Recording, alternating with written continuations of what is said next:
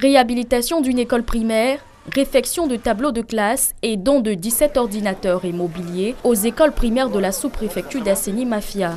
Un don du directeur général de l'ANARECI, Autorité nationale de régulation de l'électricité en Côte d'Ivoire, cadre de la région du Sud Comoé. Ce don vise à développer les capacités des élèves et enseignants.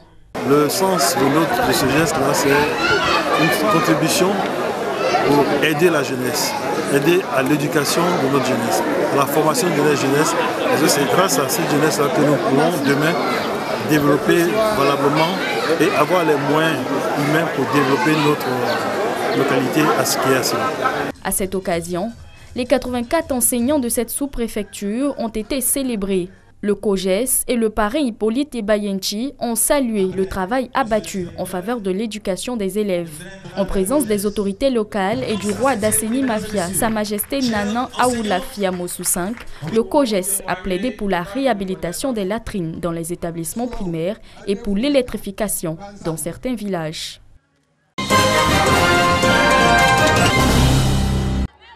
Lycée Mami Adjoua de Yamoussoukro. L'heure est à la traditionnelle cérémonie de récompense des meilleurs élèves et personnels du dit établissement.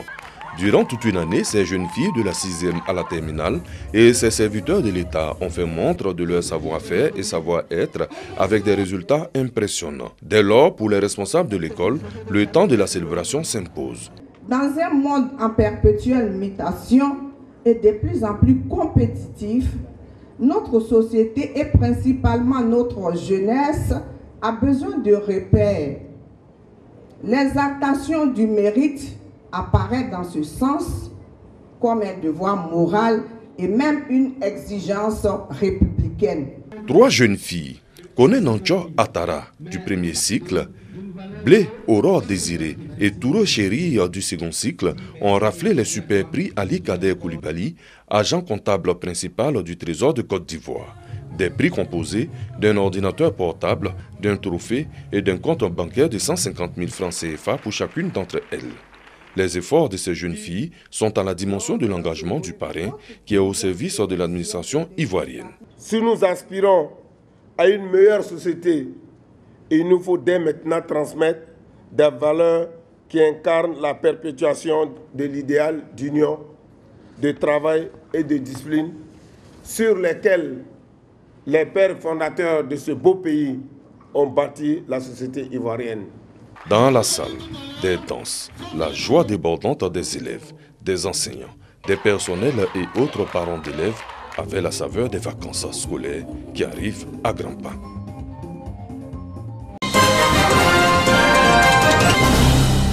Une ambulance médicalisée toute neuve au centre de santé urbain de Nzikro, un village du département d'Aboasso. En plus de l'ambulance, les populations de Nzikro disposent désormais d'une maternité avec un plateau technique relevé. Une infrastructure qui permettra aux femmes enceintes de recevoir les consultations pré- et post-natales ainsi que les accouchements sur place. L'ambulance assurera le transfert des cas graves de maladies vers des centres de santé de référence. L'initiative est du conseil régional du Sud Comoé dirigé par le docteur Eugène Akaole.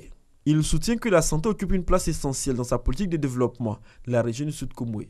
Le docteur Eugène Akaole rassure la population que son équipe et lui s'investissent davantage pour leur apporter le développement. C'est notre réponse aux préoccupations des populations. Avec la maternité, nous venons d'avoir un centre de santé complet ici. Mais je dis vraiment, c'est notre réponse aux préoccupations des populations dans le domaine de la santé, comme dans le domaine également de l'éducation. Nous essayons également de satisfaire les préoccupations des populations en construisant des écoles, en construisant des collèges.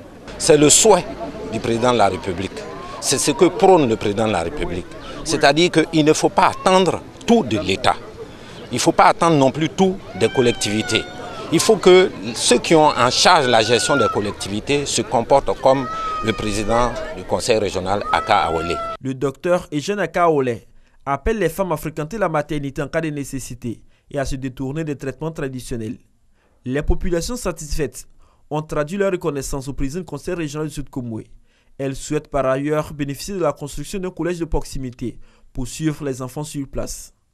Doléances satisfaites par le conseil régional du Sud Comoé qui prévoit la construction de ce collège dans le prochain programme triennal.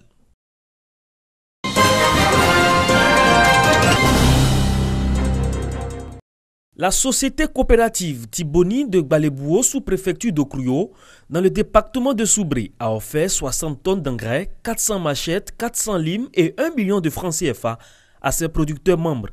Une remise solennelle en présence des représentants du directeur régional de l'agriculture de la Nawa et de la zone Anader de Soubré.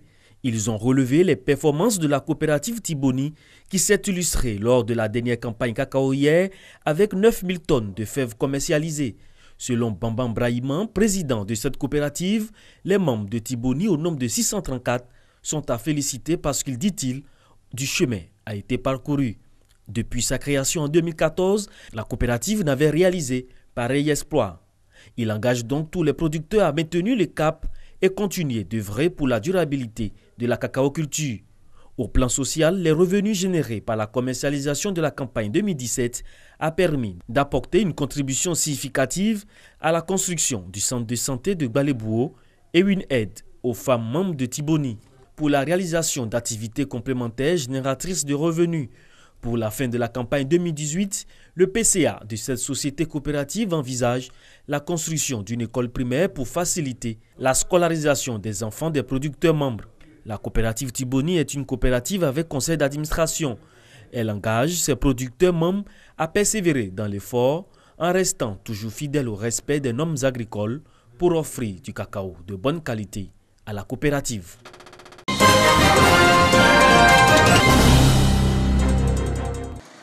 Plus de 350 syndicats dans le secteur du transport routier en Côte d'Ivoire.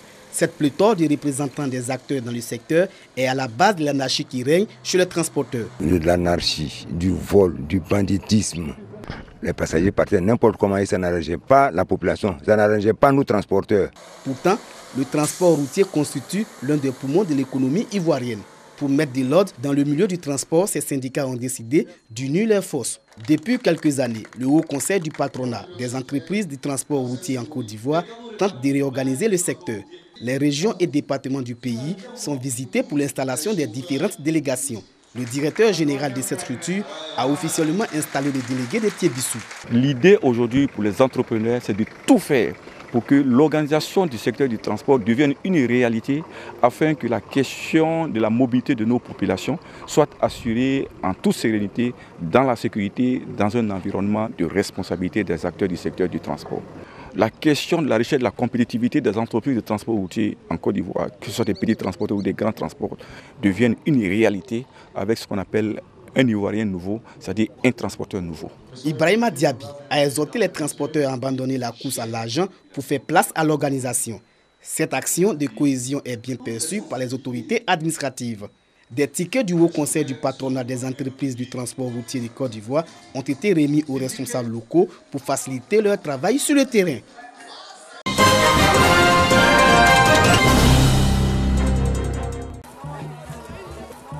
Le kroubi, danse traditionnelle malinké pratiquée par les jeunes filles à l'occasion du mariage au cours de la nuit du destin après la fête du Ramadan ou autre grande fête de réjouissance.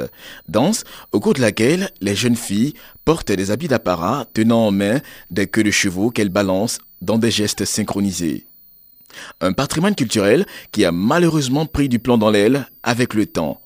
À Bouaké, l'association des femmes du Zanzan dans le Béquet, AFZG, veut revaloriser cette danse dans sa région d'origine.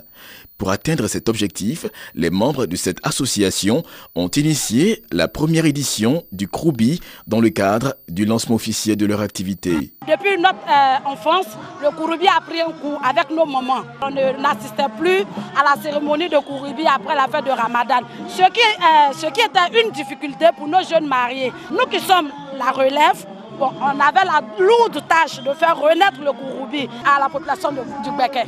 La jeune fille, désireuse de pratiquer cette danse, doit répondre à un certain nombre de critères. On a des jeunes filles qui viennent juste de sortir de l'adolescence, mais le kroubi aussi a cet totem. Une jeune fille qui est enceinte ou bien qui est en début, qui monte sur ce, comme on appelle, la patame que vous voyez là, la patame va s'écrouler. Donc voici les critères du kroubi. Bintou Ouattara, marraine de la cérémonie, a exhorté ses filleuls à la cohésion sociale, à la paix et à l'entente pour le rayonnement de la dite association. Les responsables de la structure souhaitent donc le soutien de tous pour la promotion des valeurs culturelles de la région du Zanzan.